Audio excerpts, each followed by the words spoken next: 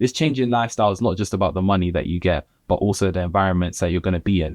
When you start getting that check, when the money starts rolling through, you're sitting at the uncle table straight. They're respecting the money, they're seeing what's coming in, and they're going to give you respect. Clients all the way from football teams to celebrities and rich families that you might never have heard of, but have been influencing the world on a level you might not understand.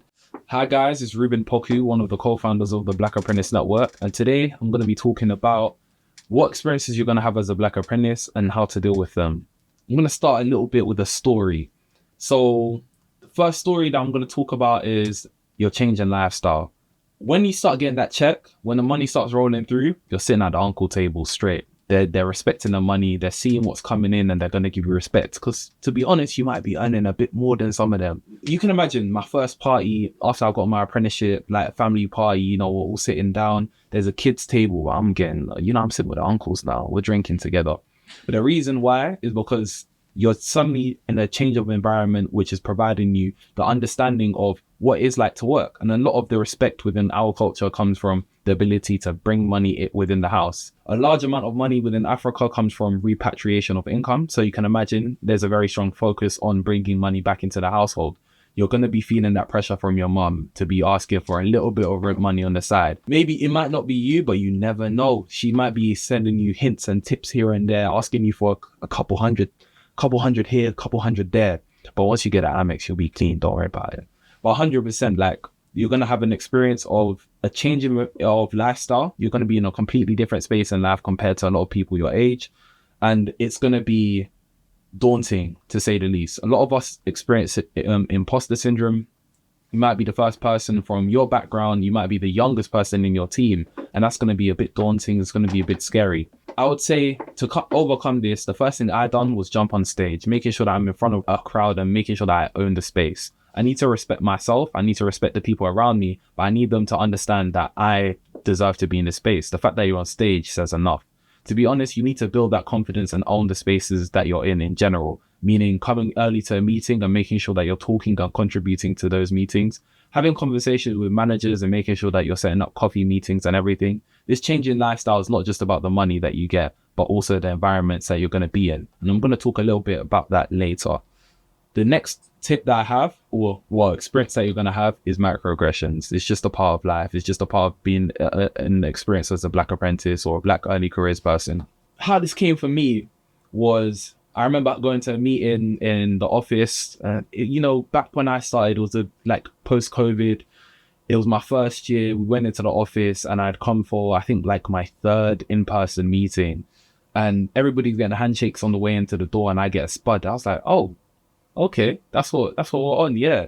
Didn't say it like that. I was just, active, casual, had my locks out. I think that's what got there. And also then there was another incident where instead of everybody's getting messages, etc., and the senior manager in my team, not from London, not Black, says, yo, and called me bro or something like that. You're not like that, gang. You're not like that. So don't do that. But 100%, it's a natural part of life. A lot of them try to partake in your culture by saying things that they might see from Top Boy or they might see from, American movies and that. But it's just a part of the experience. I would say it's easier to overcome that because we have been experiencing that for a long time, especially within the academic pipeline. You can imagine you're more likely to get detentions. You're more likely to be put into isolation or be put into punishment, etc., etc. So I would say you can overcome that, but also recognize that there are spaces for you. I would join a Black ERG, so a Black Employee Resource Group. Another tip is, join Black Apprentice Network is definitely the best space for you, but shameless plug. But at the same time, it's our page.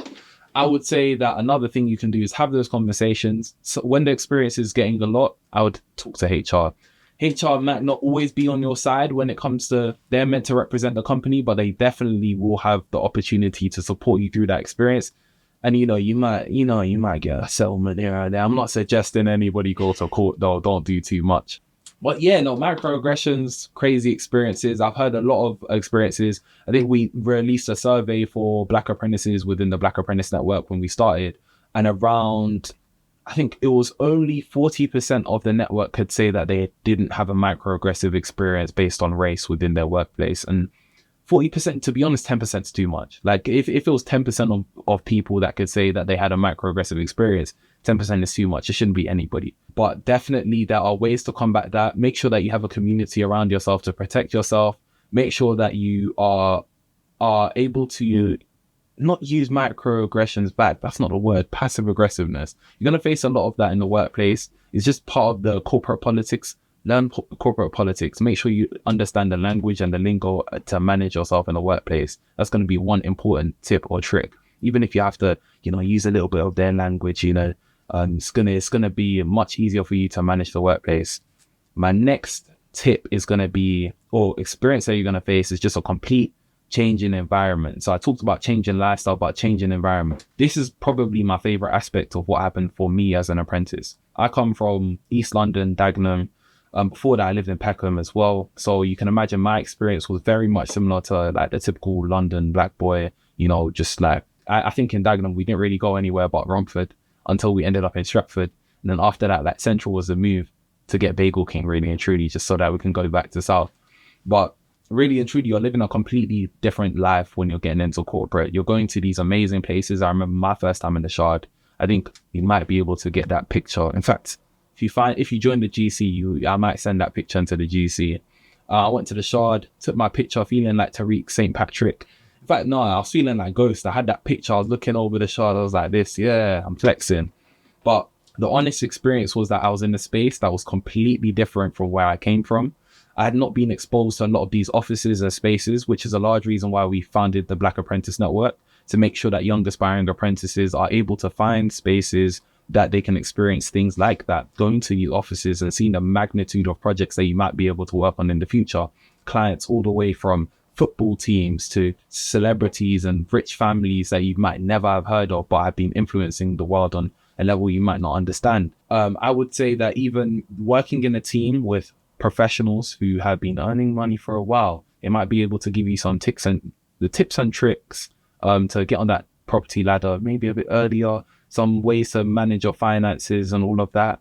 But 100%, like, keep an eye out for those people who are able to help you, give you advice. It might be people who are from our background. Definitely seek out mentorship and those type of opportunities, but also make sure that you're reaching out to people, asking for advice, asking for quick coffee chats and everything, so that you're fully entrenching yourself and giving yourself the opportunity to experience a whole bunch of new things.